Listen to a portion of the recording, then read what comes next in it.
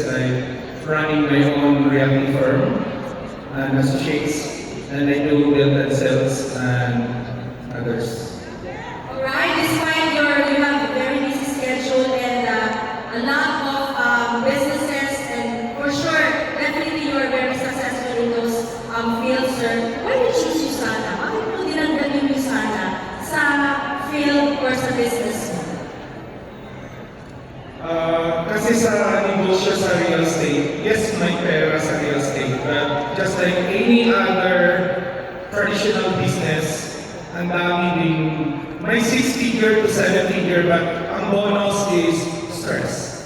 So I've been eating a lot of synthetic drugs. So I said to myself, anin ko yung 6 or 7 figures commission pag yung ako, 1, tumba or patay. So I need to change my mindset. So I search for business, USANA came in, and this is a good supplement.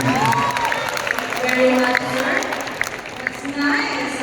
Of course, everyone here would want to know about this race, and please share with everyone. What were you doing? Are you an employee? Are you a businesswoman before USANA?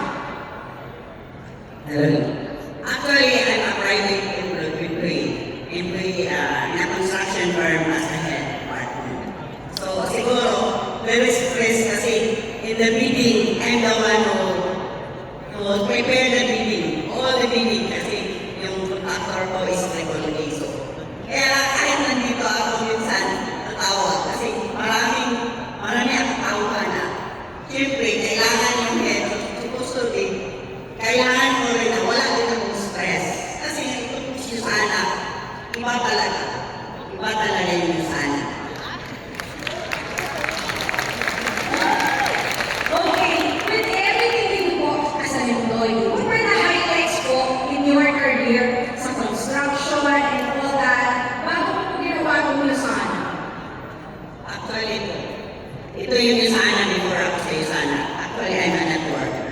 Lahat ng networker, pinasukan ko. Actually, nakapunta ako dito. Ibang network. Pero, this is my first time na nandito ako sa class na nakatayo na sa akin na is hindi ako na-recognize.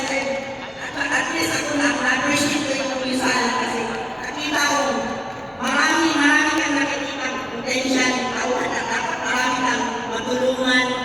Kasi doon sa kabel, marami talagang tao na dapat natin matulungan. We have to help each other. Para tayo doon sa akin sa kabel, para naman makita natin yung production natin na talagang makikita din dito sa Maynila na dito pala yung malayan, di ba? So, sulit talaga, hakaw talaga. That's really excited, right? Ay, nakauwi natin ang mga Visayas sa Mindanao, right? And marami pa.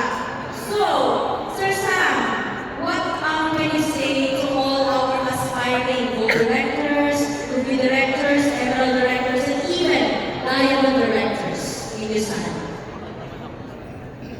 Okay, me as a real estate broker, I experienced ang dami kong mga kliyente na very successful in traditional business, but they end up selling their businesses because of nagiging away ng mga siblings. Marami akong mga kliyente na very asset-wise, tangible, maraming properties, but they end up selling their properties kasi nagiging away ng mga siblings. With USANA, only USANA, nakita ko sa mga families na nagkaisa, nagka-united, join together in front of me, nakita ko yung Instagram with their kids, and the Blanco family nagkaisa. So I'm planning to bring in all my families in the business. Kasi in USANA, kahit magloko yung anak ko, just like wala na. Pag in traditional business, pag yung siblings natin nagloko, wala na. Pag in USANA, nagloko yung isang leg mo, marami na pang leg. So build more legs. Don't wait na. Hirap ka, walang pera, that's the time you work your business. Habang may oras, may pera ka, build your USANA now. Thank you. Thank you very much, Sir Sam. Thank you. I'm sure everyone here is inspired and would want to become bold directors like them, right? And so,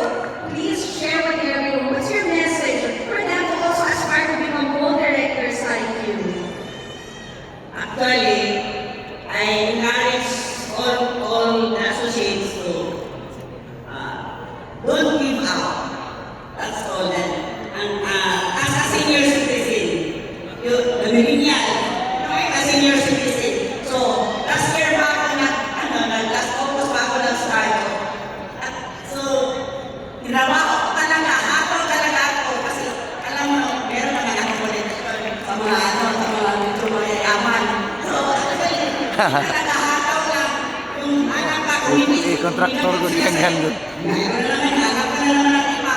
You have to, talagang that is, ay tawagin natin this, pero alam niyo, makikita niyo yung masarap talaga. Makita ko yung ano ba, yung makita ko yung ano ba, yung resulta ba. So sa akin na ngayon, ang masasabi ko lang is, don't give up at saka, I encourage all everybody na, yung sana is the best product, 110%. Alam niyo, kasi sa akin ngayon, wala na akong maintenance. Magsisipin na nga ako eh. Ano? Kanina yan, mga senior citizen. Oo.